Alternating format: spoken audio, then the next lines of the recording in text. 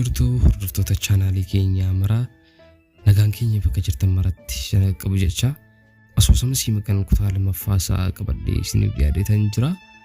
Yoo jaallattan laayikii nuuf godhaa, yaada qabdan nuuf barreessaa jecha akkuma kanammoo kutaattaan dhaggeeffachuudhaaf subscribe gochuudhaan maatii chaanaalii keenyaa akkasiin taatan kabajaan isin affeerra kallattiidhumaan gara asoosamaatti isin geessa. Gaaffiin Abil gaaffii tuufee jira. Akkam haasaan isaanii michummaa yookiin obbolummaa kan argisu ture? Lakki haasaan isaanii michummaa kan argisu ture. Dhugaamoo akkamitti akkas jechuu dandeesse? Nan yaadda wayita jalqaba Bokrooniin gara keenya dhufan kan isaan wallaan ta'e Dr. Teelaariin turte. Garuu immoo wayita Dr. Teelaar isaan wallaanuuf jettutti dubbachuu barbaadee ture. Garuu immoo shakki. Waan Bokrooniin Dr. Teelaariin jedhan tokkoon waan yaadu natti fakkaatu. Obbo William sitti fufi addacha kana keessa waan daa'imni jiru natti fakkaatu. Harka isheetiin akka isheen isaan tuqne akeekkachiisee ture. Akka isheen isaan tuqne Dr. Teelaariin akeekkachiisee? Eeyyee. Wanta ati dhageesse yookiin argite kan biraa yoo jiraate utuu addacha kanaaf ibsite. Hoggayyuu sirriitti sana jedhanii waamuun turan. Akka isheen isaan bira geessus hin fedhan. Gara kutaa isaanii dhufuutti kan jirtu ta'uu ishee wayita argan kunoo amma sarittiin ni dhufte. Sarittiin kun kophaatti na dhiistee akka deemtutti ma'a. Yookiin immoo maaliif doktorii dhugaanaaf waamtan jedhu turan. Gaaffiin Abil yeroo gabaabaaf callisee gara teessuma Dr. Teelaar mul'ate. Miseensonni salganii ija isaaniitiin faana bu'an. Gaaffiin Abil akka nama gaddee mataa isaa raasee gara ragichaatti deebi'e. Obbo Kirooniin Dr. Teelaarii fi $1 miliyoona kennuufii nama barbaadu sitti fakkaatu ture? Alaan peen ammas barcuma isaa irraa utaalee ka'e. Mormiin qabaa. Ammas yaada gaafachuutti jira. Mormii dhiyaate fudhatama hin qabu. Ragichi gaaffii dhiyaateef deebii kennuu hin danda'a. Jedhan aadde Yengee abbaan murtii dhaddachichaa. Alaan peen gara peeji ilaalee deebi'ee barcuma isaa irra dubbe jedhee taa'e. Lakki baay'ee jibbaan ture. Dr. Artaarkeen daree ragaa keessa dhaabbatee sagalee isaa kennuutti jira ture. Gaaffiin Abil gaaffii isaatti fufee jira.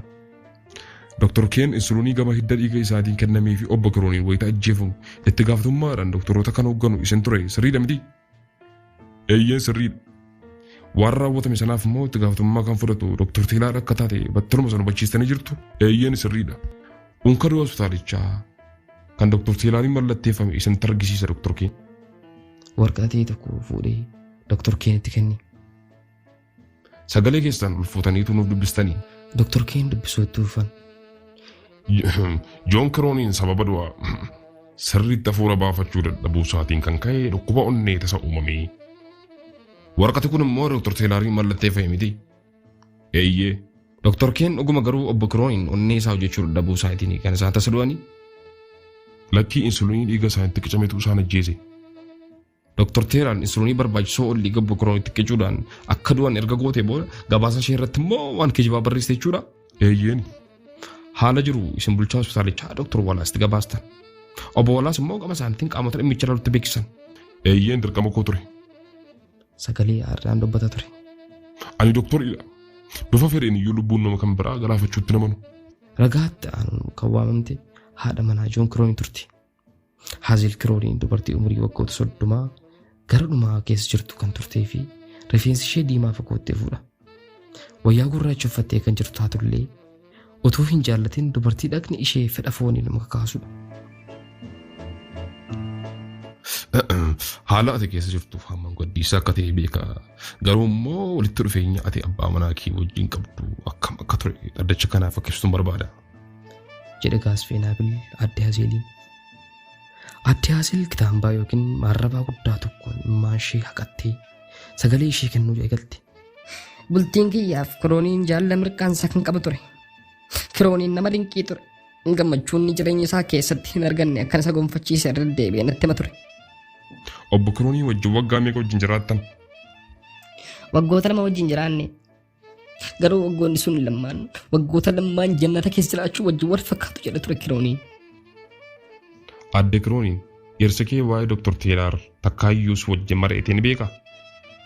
Jechuun doktora gaarii ta'uu ishee yookiin hammam isheen isaaf gargaarsa akka goote yookiin immoo hagam isheen akka isa jaallattu ilaalchisee wanta inni si wajjin haasee jira.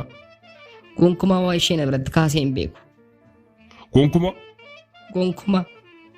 Siif obbolaa kee dhaamoo isaa keessatti hambisuu laalchisee immoo wanta inni si wajjin mareetoo ni jira. Gonkumaayyuu namoota dachee kanarraa arjaaliidha jedhaman keessaa tokko ture. Wanti addunyaa kanarratti ani argachuu hin dandeenye akka hin jirres natti hima ture. Tibba du'uu isaatii immoo. Sagalee ishee waan adda ijjiteef itti fufuu rakkatti. Yeroo du'uu isaatii immoo dubartii soorettiif. Itti fufuu dadhabuu isheetiin addaan kuttee dadhabdee. Abbaan murtii dhaddachichaa Dayyangii Boqonnaa daqiiqaa 15 furanna. waan jedhaniif dhaddachichi yeroof gidduutti addaan citee ture. Jaasan kaartiif dhaddacha kana duuba ta'a. Immoo baay'ee aree jira. Wanta warra ragaan waa'ee peeji dubbatan amanuu hin dandeenye. Kun dubartii ani jaalladhuudha jedhee yaada isaatti. Immoo dubartii ani fuudhuuf jedhuudha. Akka peeji po'annoo jala galteen Jaasan kaartiis mana hidhaa deemee ishee dubbisee jira. Ni qabsoofna jedheen. Abukaatoo yakkaa biyyattii keessatti beekamaa ta'een siif erga. Maqaan tokko battarmoo sammuu isaa seene. Alaampeen. Jaasan isa beekamaa ta'e sanaa isa arguuf gama isaatti qajeele. Dhimmicha gaazexoota irratti hordofaan ture jedheen peen. Maallaqaaf jettee akka isheen Joon Kirooniin galaafatte gaazexoonni irratti murteessanii jiru. Caalaatti immoo wanti dubbicha ammeesse isheenis Kirooniin kana jeefte ta'uu ishee amanuu isheeti. Nan beeka jedhe Jaasan kaartis. Naamani maallaqaaf jettee sababni peeji waan akkanaa raawwattuuf hin jirtu. Gidiraa fi cinqii isaa irraa isa baafachiisuuf jedhanii gara laafinarraa kan ka'e nama ajjeesuun akkuma naannolee kaanii Kaalifoorniyaa keessatti iyyuu yakka. Garuu immoo ammallee miira wal makaatu jira. Garuu rakkinichi jaalalleen kee nama $1 miliyoona isheedhaaf kennuuf waadaa galee kan ajjeefte ta'uu isheeti. Kamtu dhufe lukkumoo hanqaaqu waa'ee $1 miliyoonaa sana erga ajjeeftee booda moo utuun ajjeesin beekte. Waa'ee maallaqichaa gonkumaa wanti peeji duraan beektu hin jiru jedhe Jaasan jabeessee. Qabataaf taatee namatti toludha. Abukaatichi yakka ajjeechaa hammeenyaan raawwatamedha jedhee du'i akka ishee irratti murtaa'uuf gaafachuu danda'a. Abukaatummaa dhaabbattaa fi peen akka mamuu ta'ee. Amantiin Jaasan kaartis Dr. Teelaa irratti qabu garuu garaa isaarraa kan maddeedha. Akkuma Saamsoon Daliilaa amantee turte Jaasanis peejiin amana jedhe peen yaada isaatti. Jaasan deebii peen eegaa ture. Dhimmichi tulluu fodooddoo akka ol ba'u ulfaataa ta'uu isaa erga hubattee abukaatummaan dhaabaddaaf garuu injifachuuf baay'ee rakkisaadha. Guyyaa ittaanuttis Gaasfeenaabil sagalee isaa dhageessuuf ragaalee haaraa hedduu gara dhaddachaatti waame. Narsiin tokko sagalee ishee kennuuf daree ragaa keessa dhaabbattee jirti. Minjaala operaasiyoonii kanarratti akkan du'u beeka. Du'a koof itti gaafatamummaa akkasii godhan immoo nan abdadha. Wayita Kirooniin jedhu dhageen jira. Jettee narsittiin. Dabareen kan Rooderiik Peelaam ture. Rooderiik abukaatoo dhaabbata Joon Kirooniin. Daree ragaa keessa dhaabbatee jira. Waa'ee $1 miliyoona Joon Kirooniin isheef kennee du'e yeroo itti himte Dr. Teelaar maal jette? Kun naamusaan ala fakkaata. Dhukkubsataa koo ture jette. Horii namaa wallaanaa turanii fudhachuu naamusa ala ta'uu isaa amantee jirti jechuudha. Eeyyee. Garuu immoo maallaqicha fudhachuuf walii galtee? Eeyyeen guutummaa guutuutti. Alaampeen gaaffii qaxxaamuraa gaafachuutti jira ture. Obbo Peelaam waa'ee maallaqichaa akka itti himte beektee Dr. Teelaar mana isheetti isin eegaa turte? Lakki ani bilbiltanii Joon Kirooniin $1 miliyoona isiif kenneera jettanii itti himtanii turtani? Lakki ani yeroo waa'ee maallaqichaa itti himtan qaamaan wal bira geessanii jirtu jechuudha? Eeyyeeni. Odicha wayitatti himtan waan isheen jettu fuula ishee irraa dubbisuu haal dandeessan irra turtanii jechuudha? Eeyyeen. Wayita maallaqicha itti kennitan ishee maal jetti? Haala ishee irraa maal dubbiftan? Akka ajaa'ibsiifachuu goote garuu. Galataa argaddaa Obbo Peelaam. Kanuma. Dhaddachichi erga jalqabamee torban 4ffaa keessa jira. Falmiin abbaa alangaa fi abukaatoonni itti adeemsan gaazexeessitoota dhaddachicha keessatti argaman dinqisiisee ture. Gaasfeenaabil waaroo adii, Alaampeen immoo waaroo gurraacha uffatanii jiru. Sochiin ogeeyyiin seeraa lamaan kun lamaan nama hawwata ture. Gaasfeenaabil wantoota addaan faffaca'an bakka tokkotti walitti gudunfuutti jira ture.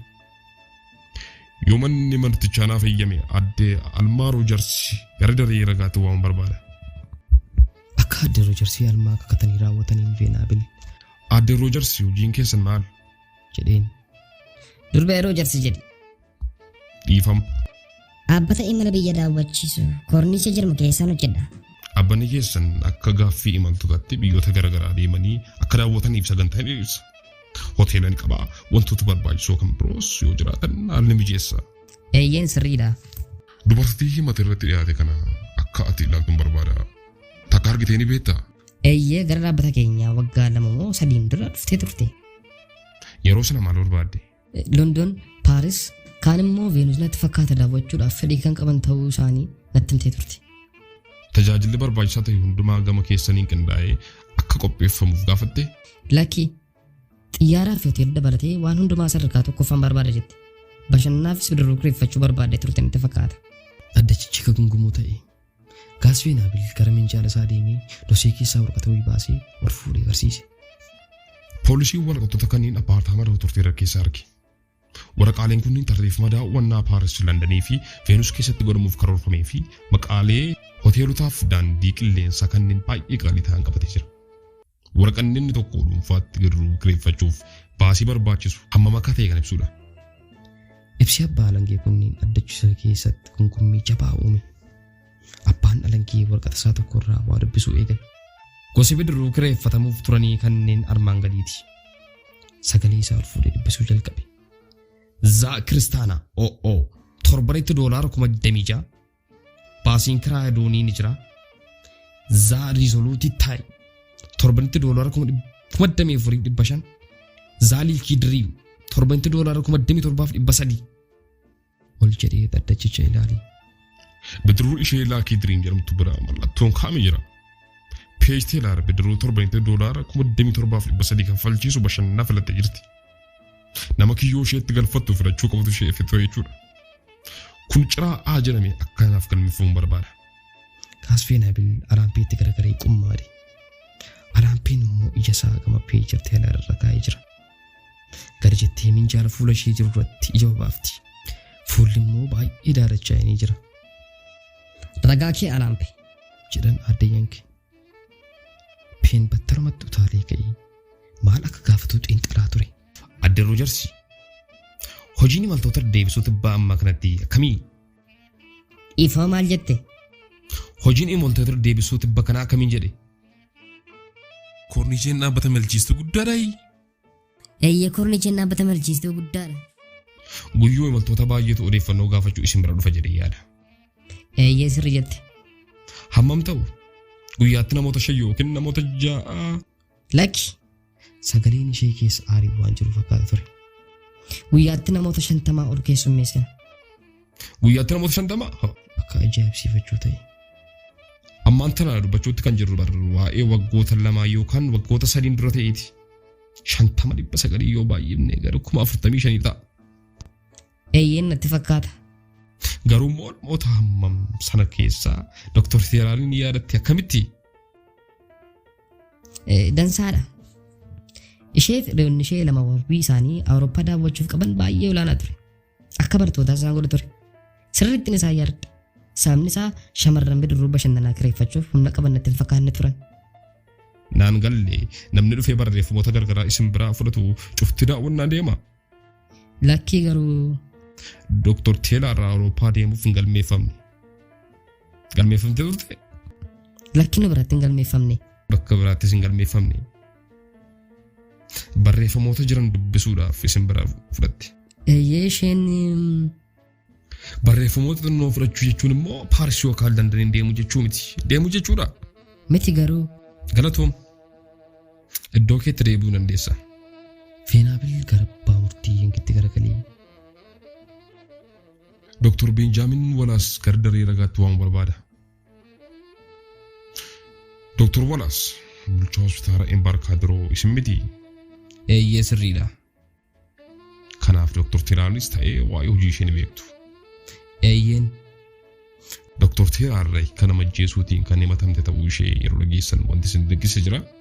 Peen utaalee ka'e. Mormiin qaba kabajamtu. Deebiin Dr. Walaas kennuu malu walitti dhufeenya kan qabu miti. Caalaatti ibsuu hin danda'a. Jedhee Veenaabil gidduutti addaan kute. Walitti dhufeenya ni qabaata yoo ati waan ta'ume waliin haa ilaallu jedhan addiyyanka. Obbo Veenaabil garuu waliin makin Mee gaafficha karaa biraatiin gaafadhu. jedhee tuffe Veenaabil. Doktor Wallace, doktoriin kamiyyuu kakuu biqilaatis kabajuu qaba miti. Eeyyee sirriidha. Gartokkee kakuchaa immoo Gocha hammeenyaaf malaamaltummaa kabarraayyuu ofan eegaa jedha.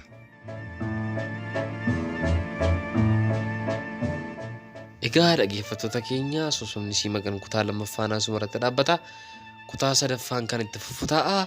Chaanal keenya subscribe, like gochuun irraanfatanaa jenna. Nagaatti nu tura.